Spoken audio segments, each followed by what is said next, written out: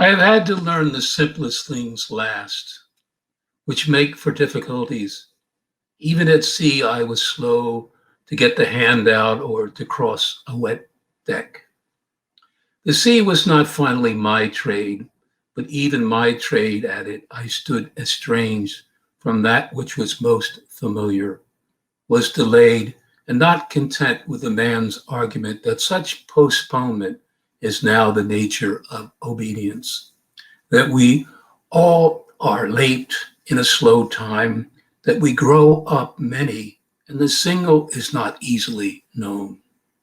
It could be, though, the sharpness, the achote I note in others makes more sense than my own distances, the agilities. They show daily who do the world's businesses and who do nature's, as I have no sense I have done either. I have made dialogues, I have discussed ancient text, have thrown what light I could, offered what pleasures dosiet allows. But the known, this I've had to be given, a life, love, and from one man, the world.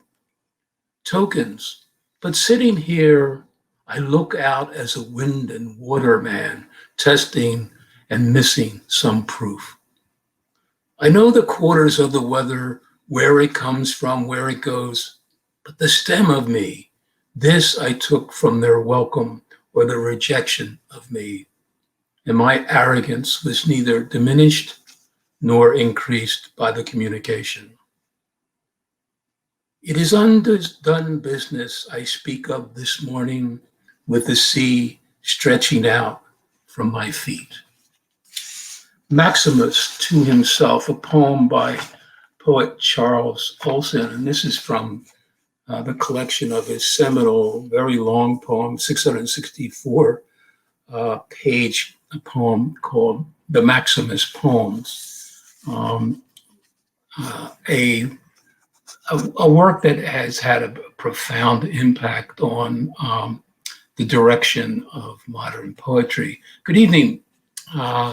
My name is Charles Carr, and welcome to Philly Loves Poetry, a collaboration between the Moonstone Arts Center of Philadelphia and Philly Camp.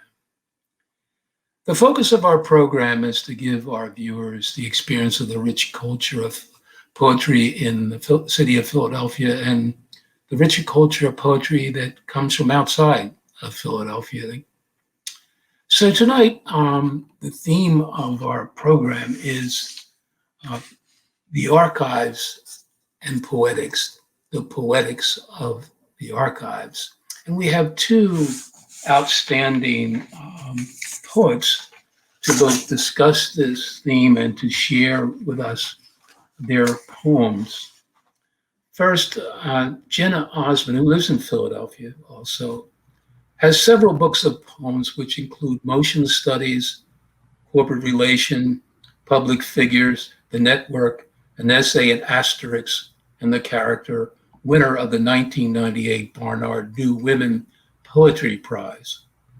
Jena was a Pew Fellow in the Arts and has received grants from the National Endowment for the Arts, the New York Foundation for the Arts, and the Pennsylvania Council on the Arts, the Howard Foundation, and the Fund for Poetry. Jena founded and edited the award-winning and internationally recognized literary magazine Chain with Juliana Spar. For 12 years, Jena and Juliana now edit the occasional Chain Links book series together.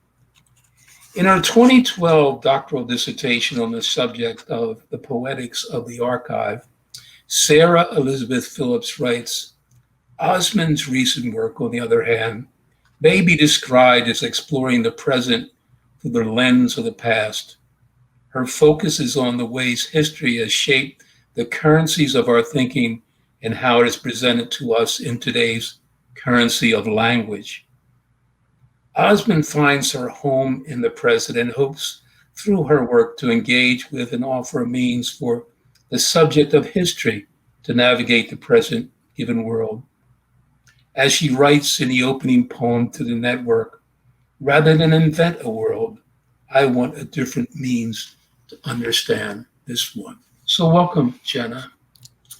And next we have Orchid Tierney, a one-time resident of Philadelphia, West Philadelphia. Orchid is a poet and scholar from New Zealand. She now resides in Gambier, Ohio, and in fact has been nominated as the Poet Laureate of Gambier, Ohio. Quite an, quite an honor. Orchid's chapbooks include Brachiation, which was published by Gumtree Press in 2012, The World in Small Parts, published in Chicago by the Dancing Girl Press in 2012, Gallipoli Diaries by Gauss PDF in 2017, and the full-length sound translation of Margery Kemp, Earsay by Troll Thread in 2016.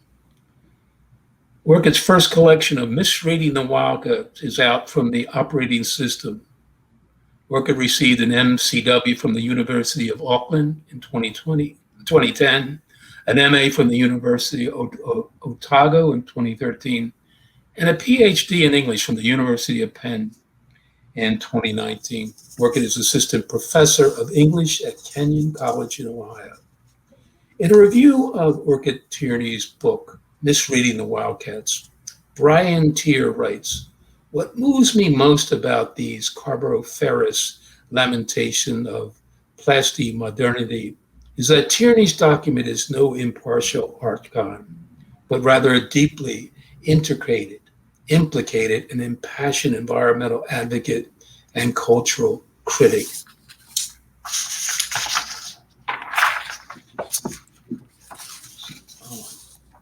That the poetics I have imagined are not sustainable, she says, not extreme enough to handle the carbon in the atmosphere or the plastic in the ocean. She asked the most difficult question facing us at this historical moment: what does it mean to know our extinction and do it anyway? In place of an answer, this book offers a stance, a way of relating to the great acceleration of waste with which we are all complicit in such traces. I lung with ash, ambulate with love and venom. And that was a review by Brian Tier, who also, I believe, taught in this area. And he has a wonderful book called The Doomsday Days. So welcome to you both. I just want to tell our audience that I found these two wonderful poets in a recent exhibit that was at the library company called Seeing Coal.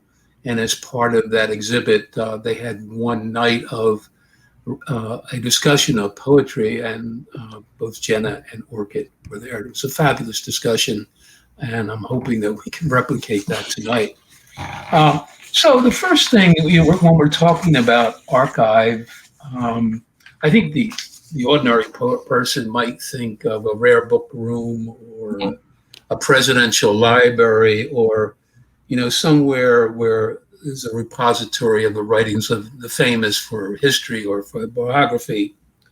I guess if one could really use the description of archives in those terms as privileged access. However, I believe that you both have shifted perspective of what archive is from as a source, more as a subject, a much broader description of the archive and what it can become. So I wanted to ask you to give your definition of the archive first, in that context. And Jena, you can go first, and you can follow Orchid. Okay. The archive is definitely a source. I'd say that I go to the archive to try to answer a question that I might have. And what defines it for me is maybe more what I don't find there than what I do find there.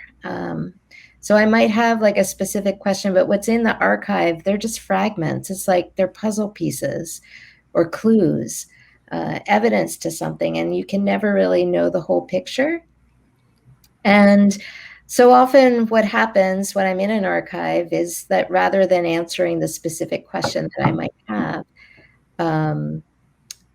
that it leads me to things that I didn't expect to discover. And it leads me on unexpected paths of inquiry. So I think that an archive is like it contains traces of something that's now gone, and it's like a material manifestation of a previous time. But again, it's just scraps. It's like they're just pieces of hidden or repressed or forgotten histories. And it's like all we have are these scraps to like make history visible to us. And that's what makes it compelling, is that why are these things preserved as opposed to other things? And I think that's something else I want to say about the archives, is that for everything, every object, every piece of paper that has been archived, there's like a ton of stuff that has not been preserved, that has not been deemed valuable enough to kind of keep in an archive. I mean, there's a reason that we have, say, access to all of Stephen Girard's letters at the American Philosophical Society. He was the second wealthiest American of all time, I think. But we know nothing about his wife, to whom he didn't leave a dime. And poets like Susan Howe kind of addresses this kind of very arbitrary, or maybe not so arbitrary, actually, decisions about what should be preserved and what shouldn't. In her book, all of her works are very concerned with archival findings, but in her book, she investigates, she spends a lot of time at Yale in the archive for Jonathan Edwards' papers. And one of the questions that's kind of driving that book, there are a number of things she's doing in that book, but one of the questions is, what about all of his sisters? All of his sisters who were educated, and yet there's only like a scrap of fabric that represents like one of the sisters' lives. So we have, and also another big example is, we have archives of the lives of slave owners, but all the worldly traces, including most of the names of the enslaved, are nowhere on the record. So when you go into an archive, you know that you're getting just a partial view. And I feel like that's one of the things that artists can do, is kind of point to what's missing in the archives. And I'll just say one last thing about archives, which is that everything that we do digitally is being archived right now. So things like this broadcast obviously will be archived, but also the steps you take when you have the phone in your pocket, your health data, where you shop, your browsing online, what you say in earshot of your phone, all of that is creating an archive that is being plundered and sold by various corporate interests all the time. And young people, like my students, are very aware of how things like their social media profiles and feeds, how they function as an archive that can be searched and evaluated, and therefore needs to be shaped and kind of performed in a particular way, because it's evidence of their lives and their character. And they know that the contents of that archive can have consequences. So all of these kind of aspects of archiving are of interest to me. And that last aspect of how everything that we do, every move we make, in some ways, if it has a digital footprint, is becoming part of an archive that is marketable, is very much the concern of my most recent, the title poem of my most recent book, Motion Studies. Orchid. Wow, Jena, you just kind of summed up how I sort of see the archive, but that's a really wonderful sort of description as to what an archive can be and is, in terms of its fissures, it's the gaps, who is excluded, who is included. When I was sort of thinking about this question, yes, and in my work, an archive includes things like books. It includes sort of rare books, documents. But I also think it can also include things like memory, those more ephemeral things that often sort of slip through our fingers. I love how the fact that Jena said scraps, fragments, and the archive becomes, in that sense, a very ephemeral sort of thing. It can include discarded language, discarded documents. I'm actually sort of thinking about how Emily Dickinson's poems were often sort of written on scraps of paper, and how ephemeral those documents are. But now, not so much, because they are now preserved in a digital depository. And so, again, we have a sort of additional archive upon that archive. But I was also sort of thinking, at least how I approach the archive, as the archive is not just an expression of the values of where we have come from, or of historical moments, but it is also a kind of expression of the kind of future, of a future. It should be something, I think, that can speak to the future, in which case doing archival preservation or finding those gaps, finding those fissures and filling in those gaps is actually a really vital work. But I'm also interested in this idea of the accidental archive. So in my work, in my research, in my scholarship, I'm really interested in landfills. And the function of landfills is actually to preserve what we discard. And, yes, we're discarding plastics, we're discarding all these materials that we should really be recycling, but we're discarding them. And the great thing about landfills is that they actually end up preserving all these things that we discard. And so for a future archaeologist, it's going to be a gold mine when they come across a landfill, and they can kind of see what the kinds of cultural values that circulated in our society at a particular time. And indeed, this is what archaeology is all about. It's about excavating all the things that our ancestors viewed as discardable, but now they have a valuable a second life. And I think that's a really interesting, when I think of the archive in that sense, it becomes a much more, yes, it's institutional, but it can also be accidental. It can be the environment. I'm reminded also of Jennifer Scapitoni's The Republic of X53, which is a brilliant poetry book that explores what landfills retain as archives, but they also retain family memories, photo albums, documents, receipts, things that people have discarded, but they are very important. The landfill is a very important preservation tool, and in which case it becomes a kind of archive in itself. What brought you, or each of you, to marry your poetics to archive? Was it a natural, listening to you talk, you said you had, like Jena said, I had questions that I needed answered. And even in the archive, there were more, the answers weren't there, so you had to go for what really brought you to that? Was there a point or an influence of a thrust of poetry that brought you to this place where you married your poetics to archive? Is that Jena? a question too? Yeah, to both of you. Oh. I think it's hard to track, but I think that maybe this kind of mode of poetic investigation began for me when I was first introduced to a book called Testimony by Charles Reznikov, that he basically took many volumes of law cases from the turn of the 20th century and started culling the language in those cases and making poems out of them.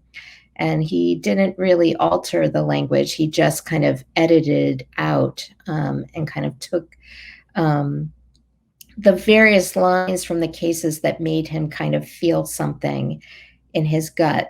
And I was really struck by the use of this kind of publicly available language to make poetry. And it's something that I have tried to work with similar procedures, but using looking at Supreme Court cases in various poems. But from there, I think just really thinking about the act of writing poetry as an act of investigation kind of led me to these, as I mentioned before the show, these kind of amateur workings through of what it means to understand history. And that led me into a lot of archival materials. And I found, archival materials now are not just, like Orchid said, not just a matter of kind of institutional special collections. I mean, with Google Books now, you can access almost anything, particularly from anything that's in the public domain. And so having access to all this language from the past and kind of and feeling drawn to it and trying to figure out kind of, like I said, particular questions that kind of lead me through the books that I've written. I don't know. It's like a puzzle that I just keep trying to figure out. That's not a very On my side, I find in writing poetry, I do more research than I've probably ever done. It might be a research of a word. It might be a research of a scientific fact or something deeper. And frankly, poetry has been an education platform for things that I have known nothing about, especially in science. So I imagine it's the same kind of inquiry. Orchid? Yeah, I love this. I love your response again, Jena. For me, I think I've got the historical impulse. So my background is actually in, my undergraduate background was in history and English, and I've always been drawn to the archives. I have a special interest in newspapers, and I can literally just be in a digital archive with these old newspapers and just spend hours. And it's just so fascinating to sort of see how the past viewed things like climate change, which is what I explore in my most recent collection, how they view things like the economy or immigration or just daily life. I'm also sort of fascinated by just even sort of the more mundane things like, testimonials or personal ads. And there is such I don't know, I feel like when I'm in the archive and I'm looking at these materials, and Jena's quite right as well, is that you can access these materials now online with Google Books or the Internet Archive. All these materials are now available to us. But it's almost like you're speaking to the past. And I love that kind of connection that you can have without necessarily being in a sort of not necessarily a stale environment, but an artificial environment that maybe a special collections room might entail. But there's a much more personal encounter. It's much more intimate. Uh-huh. Yeah, I mean, we could probably when I was doing some of the background research in both of yours, I just was it was mind-boggling the subjects that you have tackled through this archives. I mean, from just the titles of some of the books, like the corporate in the financial district and the history of Wall Street and those kinds of things, which is really it's very wide ranging. So it's really, you have just you're very open to so much, and you're not kind of pigeonholing. Well, I do stuff on like saying somebody says, well, Jena just does stuff on slavery or stuff like that, and Orchid, she just does it. It seems that it's pretty much an open canvas for you, and whatever you're really drawn to, that's where you go. Yeah, I mean, a lot of it just comes from where I live. I mean, Mhm. my book Public Figures just came from walking around Philadelphia and noticing the statuary. And I knew that I wanted to write something about kind of the point of view of figurative statues, like statues of people.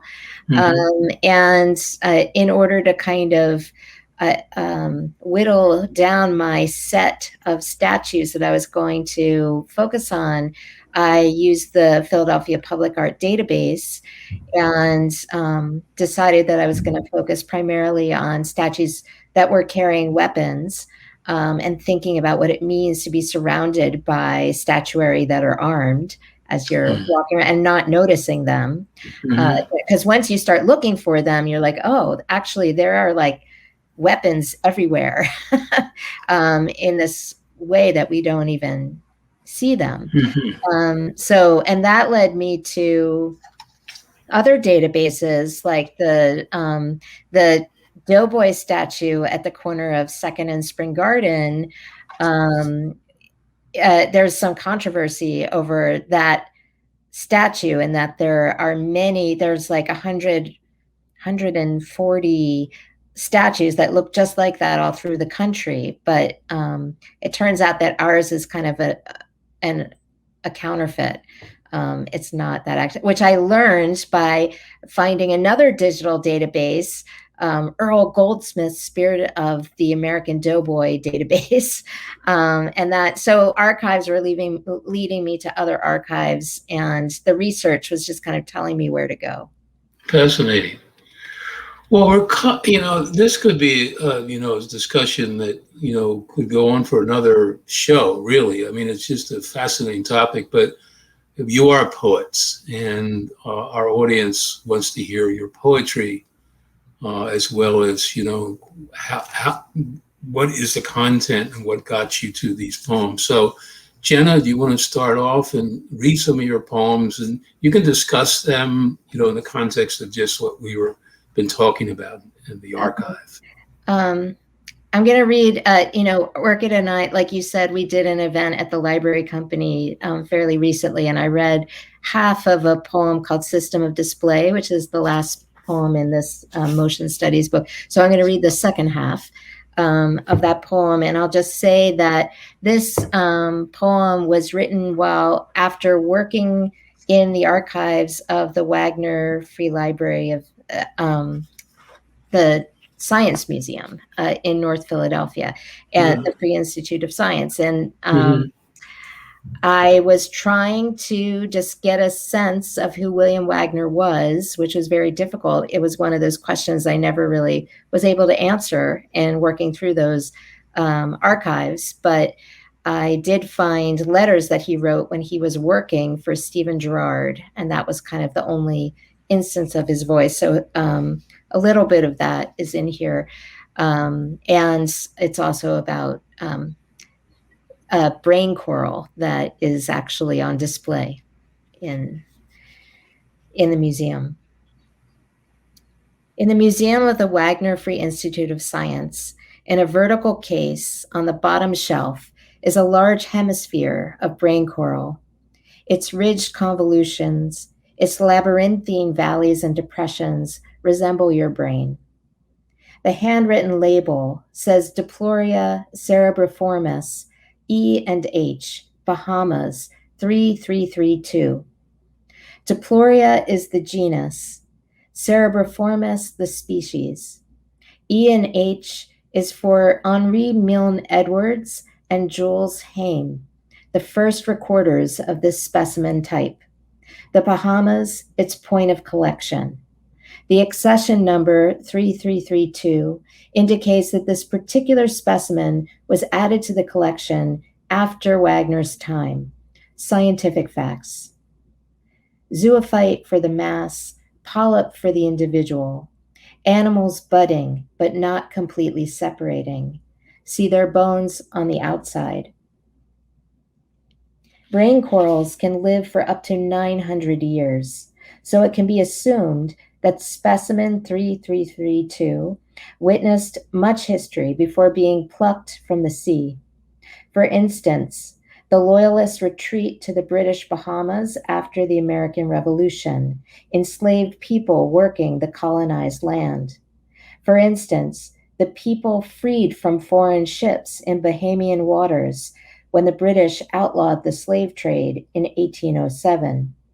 For instance, those who escaped from Florida to freedom on canoes and sloops in the early 1820s before a new lighthouse blocked the route.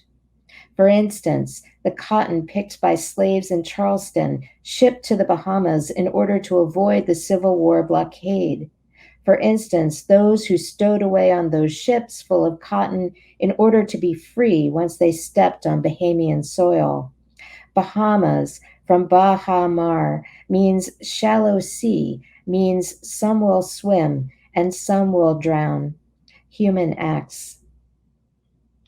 You live on chance bits caught with lasso cells, a spiral array of toxic stinging barbs confined to the warmer regions of the globe. Warming water causes coral to expel the algae it hosts. With that, starvation and a loss of color. Low-flying planes above the Great Barrier Reef can spot the extended bleached bones in the water. I might want to make a form where a dead one comes alive. While 19th century lectures on ancient coral reefs are carefully preserved in Manila archival folders, 21st century data on climate change is scrubbed from public view. And I should say I wrote this in 2017. The brain coral has no brain, always united in a long-waved series, a system of valleys with rows of mouths in several of the hot seas. When Stephen Girard died in 1831, he left none of his riches to his family and willed almost everything to the founding and endowment of Girard College, a boarding school for poor white orphan boys. Inspired by his example, Wagner devoted his later life to creating a free school where any adult could attend college-level science classes. Girard's college still provides free education to low-income Philadelphia children. After a long struggle, the school finally opened its doors in 1968 to boys of every race and to girls in 1984. Wagner's Institute, a quarter-mile northwest of Girard College, still provides free science classes, but is perhaps more recognized as a perfectly preserved example of a Victorian museum, a fossilized form of knowing. The chorus of the coral is coral, encircled by a ring of snow-white breakers, above which is the blue vault of heaven. The last coral reef crisis was 55 million years ago. Some say the Great Barrier Reef will be extinct by 2030, possibly sooner. Black band disease, yellow band disease, white plague. I might want to make an analogy. As the skeleton protects the polyp, so does the reef protect the coast, as the glass case protects the specimen. But it doesn't work at all, because the specimens are dead. The ocean throws its brakes like an enemy against the coral rag of the oolite. That's you there, illuminated by a vertical sun. At the opening ceremonies for the Wagner Free Institute of Science in 1855, Philadelphia Mayor Robert T. Conrad compared the value of education to the value of the vivifying sun of this bright May morning. 12 lectures were given a week on geology, chemistry, anatomy. The permanent building was dedicated in 1865, less than a month after Abraham Lincoln was assassinated.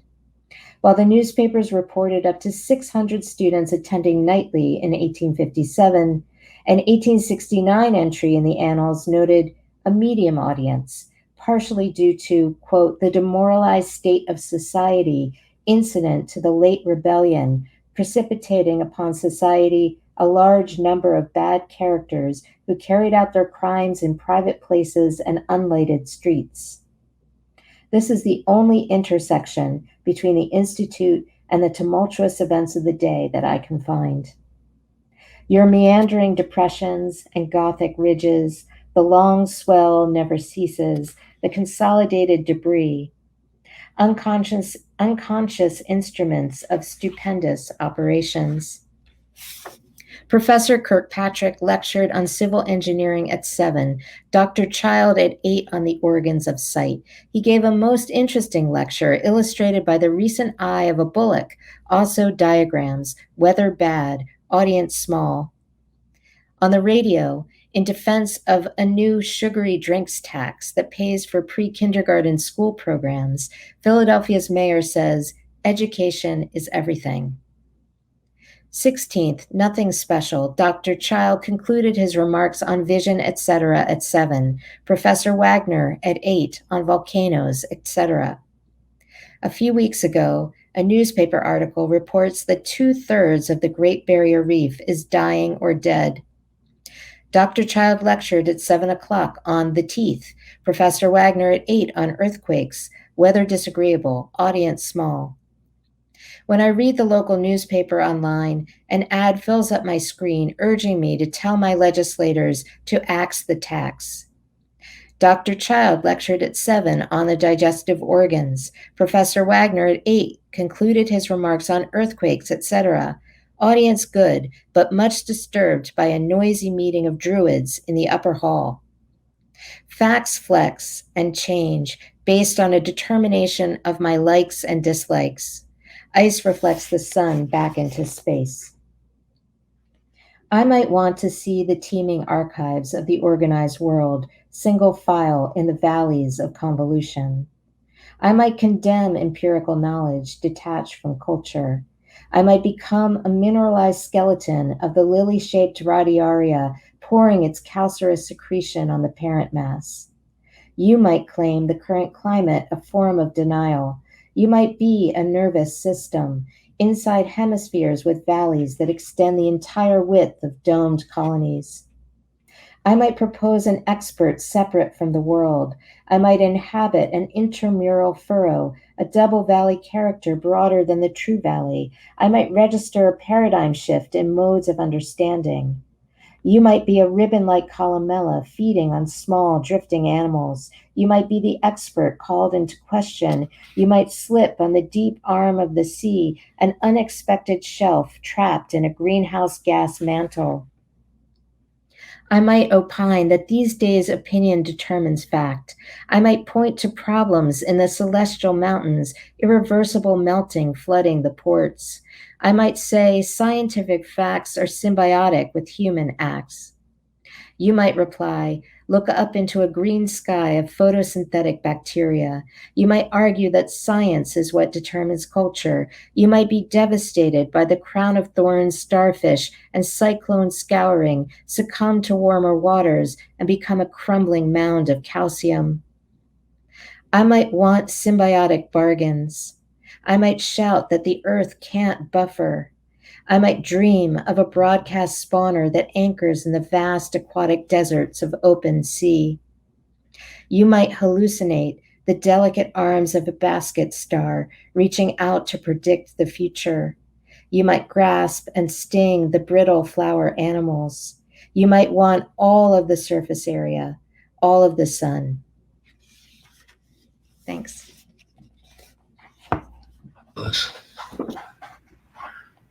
Orchid.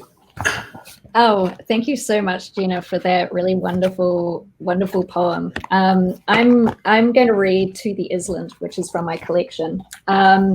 To the Island is a reference. The title is a reference to Janet Frame, who was a wonderful poet and writer, novelist in New Zealand. But it's a reference to her autobiography. But in this particular poem, I'm interested in the conceptual framing of islands, which I think the title To the Island is at least trying to do. And the poem is in three, maybe 3-4 sequences. In the first sequence, I'm looking at islands, imaginary islands, which are called phantom islands. And phantom islands were typically found in the Pacific region, but they also were found in Atlantic. And they were basically islands that seafarers from the olden times mistook like a glint of light hitting the sea, and say, "These are an island." and they would jot it down in a logbook. And so I'm interested in these idea of these phantom islands and how contemporary islands are themselves now disappearing into the sea due to climate change. And the second section, I look at empire and islands specifically in context of Hawaii. And the third and fourth section looks at firstly at Smith Island and Windmill Island, which were again two disappearing islands that used to exist between Camden and Philadelphia, but were since were removed at the end of the 19th century. And the final section looks at Petty's Island, which is still there, and it's placed between Philadelphia and Camden, and it used to be owned by Citgo, which was itself owned by Venezuela. So it's an interesting space that's now being bioremediated into a park. To the island. An island is a phantom or a woman. Sea captains and writers imagined the former. No woman is no island. They remembered names, but not locations, blanks, but not their beauty. They pinpointed indices on charts, wove stories, laced with herbs. They wondered how solid is the ocean. What do you call the place that was but no longer haunts? Their ghosts made an anthem for digital nations.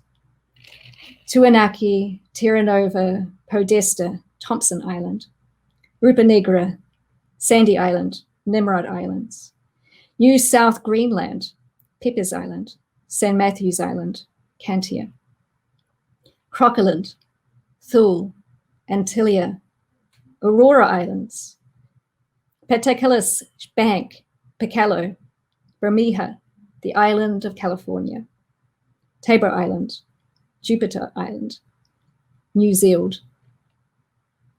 Phantom islands are archives somewhere between analog and wet. See utopia, see no place.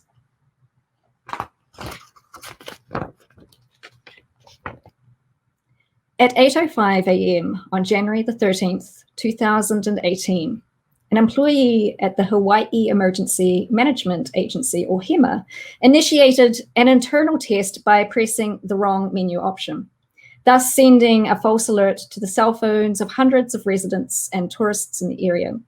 Ballistic missile threat inbound to Hawaii. Seek immediate shelter. This is not a drill.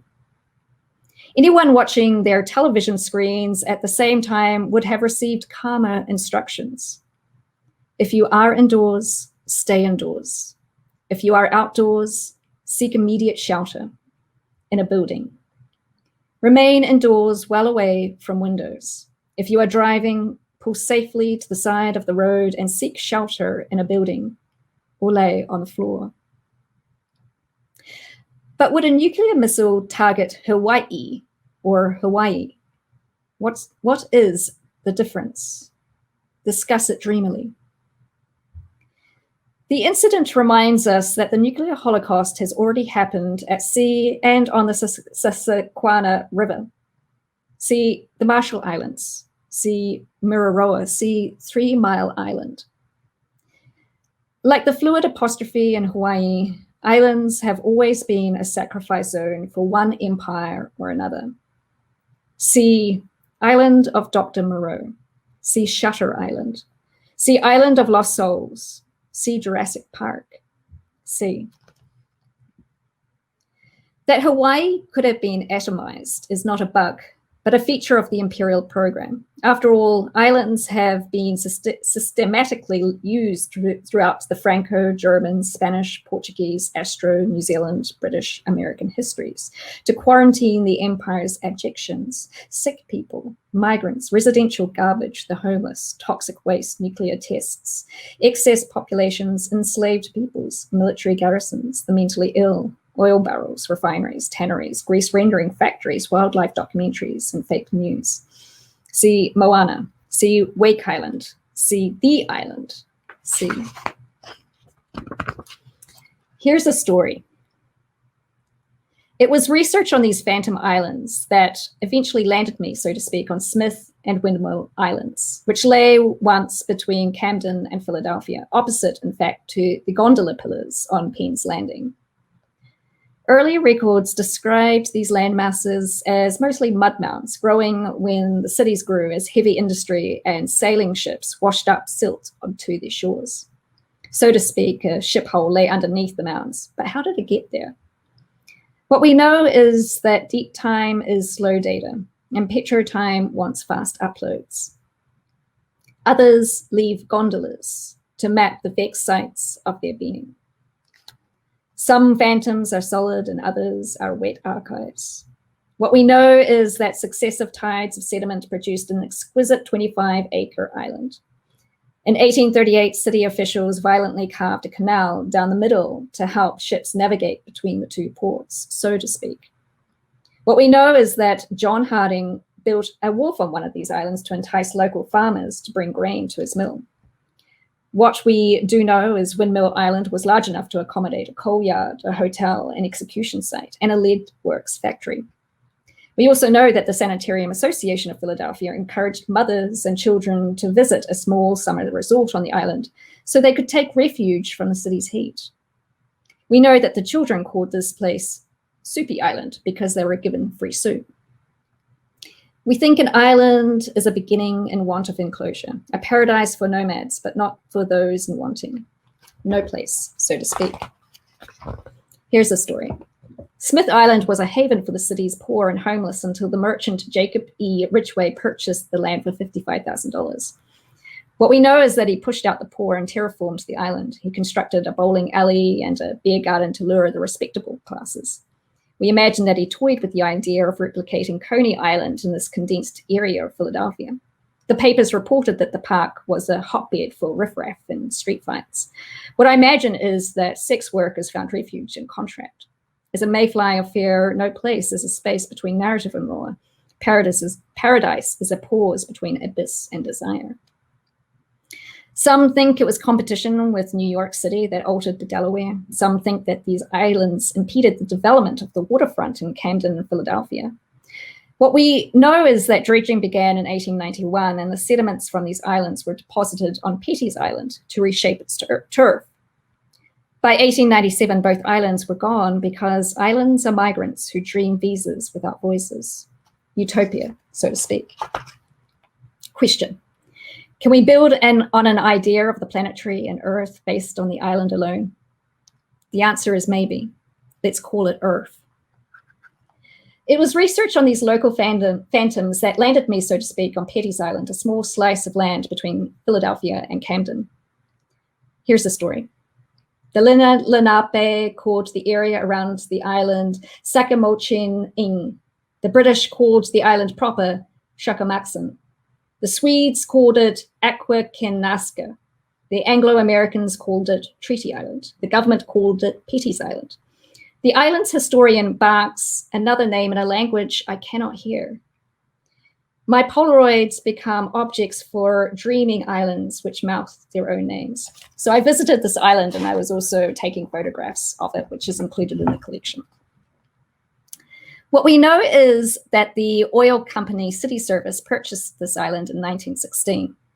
We know City Service had a refinery and a tank farm, which raised Camden's profile as an oil supplier.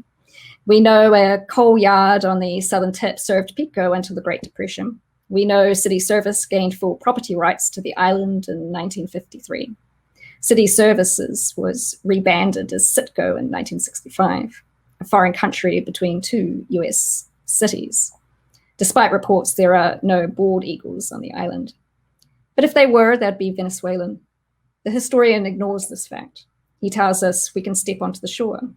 Watch the rocks, they're slippery, he says. The tide is low, the path toward the waterline is an area where the grass recoils. In such traces I lung with ash, ambulate with love and venom. Walk sideways, the historian says.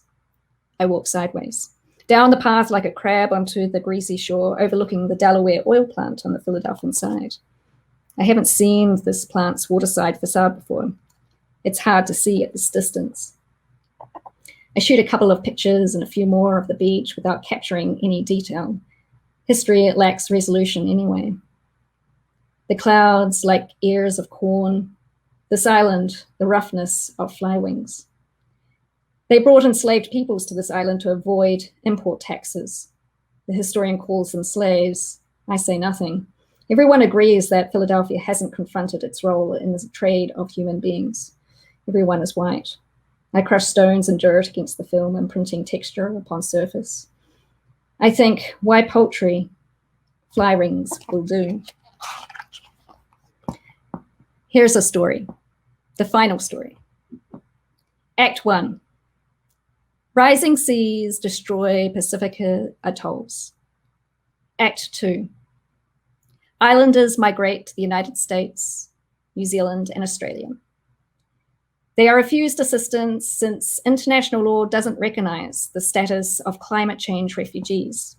Some are reported, but to where? Act 3. An island dreams of Earth. Thank you. Wow. Well, we still have, more time. So if either one of you want to read another poem, we really have about 6 minutes left, and which is a lot. Or if you want to, add some discussion to or something to our forum's discussion, it's open to do that. I'm happy to do either. I would love to I actually had another poem lined up to read. Okay. If that's okay. Great. This poem is, I've been Philly loves poetry. I love poetry. Philly loves poetry.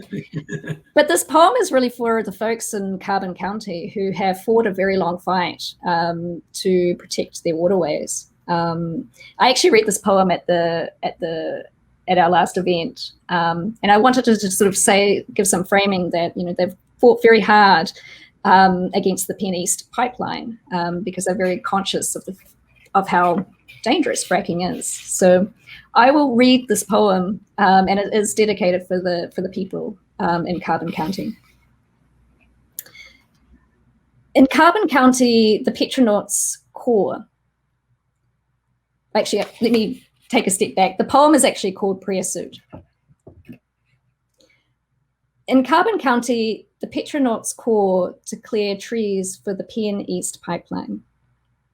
They say they have concerns about contaminated air and groundwater, mud swamps and wild trout streams, unspoiled brooks to dip their feet in.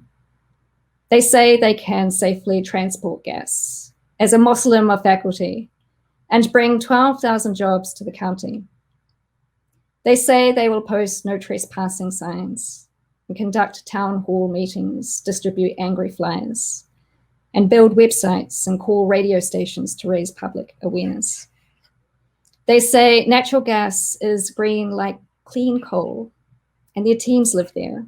They say they are citizens too, like bald eagles and bobolinks, bobcats and harryhawks, herons and cormorants, whose wetlands and parks are now at risk.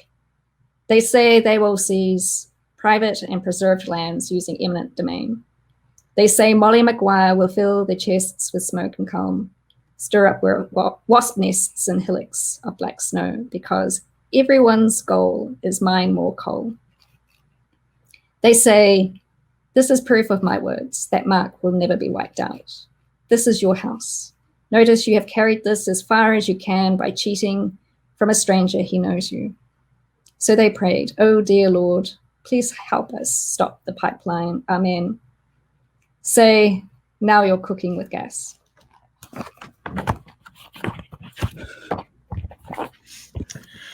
Well, Orchid. Sorry, that's Yeah. my favorite. That's my favorite poem. okay, yeah. So what does the future hold? Well, first, I want you to remind our viewers of your most current books of poetry and how they could, go about purchasing them. Jena? My most recent book is called Motion Studies, and it was published by Ugly Duckling Press. So you could purchase it through their website or get it through some other book purveyor.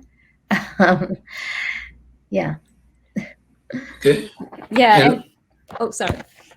I was just going to say you can get my book, A Year of Misreading the Wildcats, from the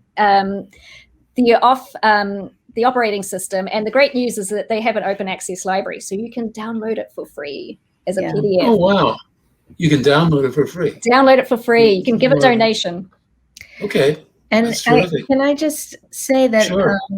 this kind of thing that we're doing, where we're, questioning through poetry and calling out historical blind spots through archival work, we're doing this in a ever-growing company of contemporary poets. And I just, Orchid, you can probably add to this list. I mean, we already mentioned Susan Howe, but also poets like Emner Bezi Philip, Dami Che, Robin Cost Lewis, Solmaz Sharif, Layli Long Soldier, Tayimba Jess, Divya Victor.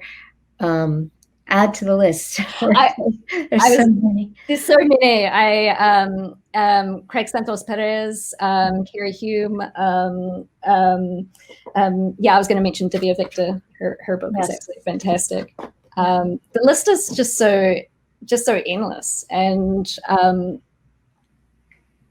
there's so much to enjoy. In your teaching at Oberlin and at a Temple, is there this interest that you see among your students? Yeah, I mean, my students are very interested, and so I teach at Kenyon College, and the students there are just absolutely they really have an interest in sort of documenting and archiving the world around them. In fact, I'm working with a student right now who's working on a chapbook that is documenting plays, and she's thinking very seriously about plays, memory, photographic memory. Yeah. Mm-hmm. Yeah. And I'm about to teach a senior seminar next semester on creative research. So. Mm-hmm. Oh, that's fascinating.